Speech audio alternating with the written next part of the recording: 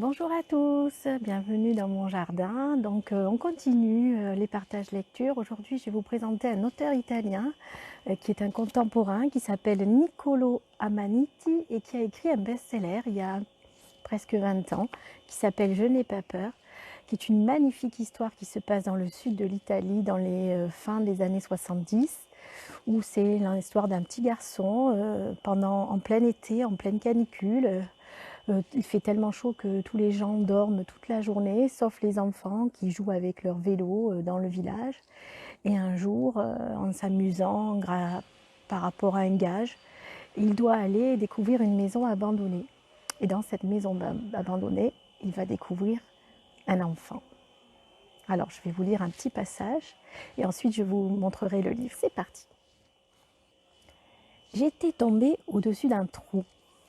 Il était sombre, mais plus je déplaçais la plaque, plus il s'éclairait.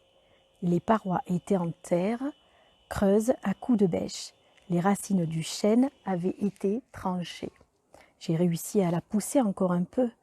Le trou était large d'environ 2 mètres et profond de 2 mètres, 2 mètres et demi. Il était vide. Non. Il y avait quelque chose. Un tas de chiffons en boule? Non. Un animal? Un chien? Non. Qu'est-ce que c'était? C'était sans poils, blanc. Une jambe. Une jambe. J'ai fait un bond en arrière et j'ai failli me casser la figure. Une jambe? J'ai retenu ma respiration et me suis approchée un instant. C'était une jambe.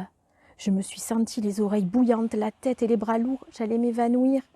Je me suis assise, j'ai fermé les yeux, appuyé mon front sur la main, respiré. J'avais envie de m'enfuir, de courir vers les autres, mais je ne pouvais pas. Je devais d'abord regarder une autre fois. Je me suis rapprochée. J'ai avancé la tête.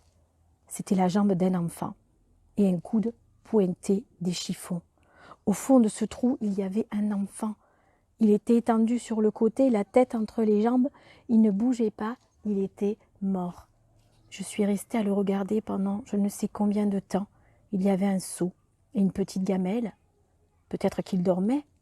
J'ai pris un petit caillou et l'ai lancé sur lui. Il l'a touché à la cuisse. Rien n'a bougé.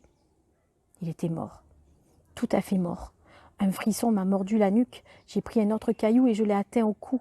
J'ai eu l'impression qu'il bougeait, un léger mouvement du bras. « Où es-tu? Où es-tu » me criait Rakam. J'ai attrapé la plaque et je l'ai tirée jusqu'à boucher le trou. Puis j'ai éparpillé dessus les feuilles et la terre et j'ai remis dessus le matelas. « Où es-tu? Mais quelle est ?» Je suis partie, mais d'abord, je me suis retournée 2 ou 3 fois pour contrôler que chaque chose était à sa place. Je n'ai pas peur de Niccolò Amaniti. Je vous le conseille. Bonne lecture.